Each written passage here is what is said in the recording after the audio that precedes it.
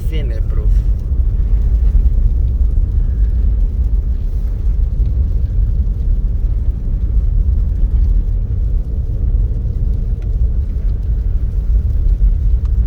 The westbound 401 closed off for another stalled vehicle. Just a lot of stalled vehicles right now on the road. The ramp to the 400 has the left lane blocked off also because of a stalled vehicle. And it's just a very slow drive. Northbound on the 400 as well. Mga kabilog. Kabilog. The traffic mentioned earlier that there are snow piles on that stretch. South 404 DVP as well, just south of Eglinton. The two right lanes blocked off due to another stalled vehicle. Northbound 427 just north of Bradford and the Express. Two left lanes blocked off. And southbound on the 427 as well. Langstaff right lane blocked off due to a stalled vehicle. The Chesterfield Shop 75th anniversary sale is on now. Visit any of their 6 great GTA locations to celebrate and save. Details at the Chesterfield Shop. Nagwawala na isa doon. Next report 1201 and now with the forecast. It's Michelle Nelson.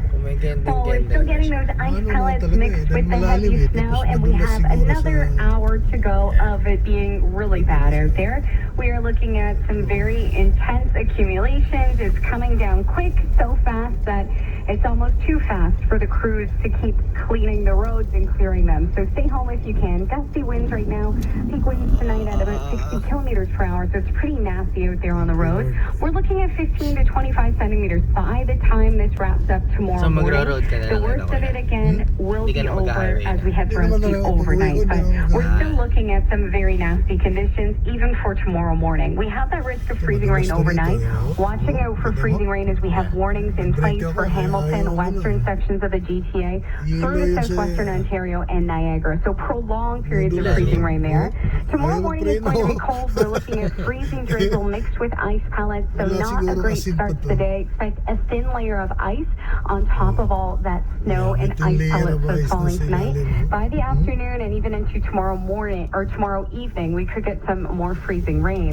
Tomorrow is going to be very tricky, so if you can work from home, please do. By Friday, that's when we'll get back into some sunshine, just some flurries in the forecast, and -6. Right now it's -7 downtown, and at Pearson it feels closer to -15. Your overnight low is -5.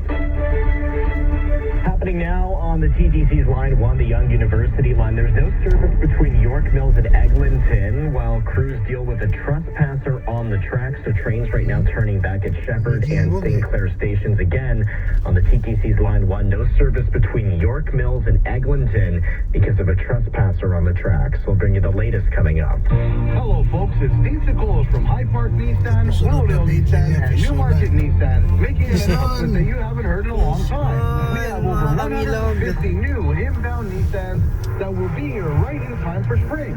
So if you want to take advantage of record high trade-in values and get the exact Nissan Rogue you want, come see us at High Park Nissan, Willowdale Nissan, or Newmarket Nissan right now until February 28th during the Nissan Test at the Thrill event.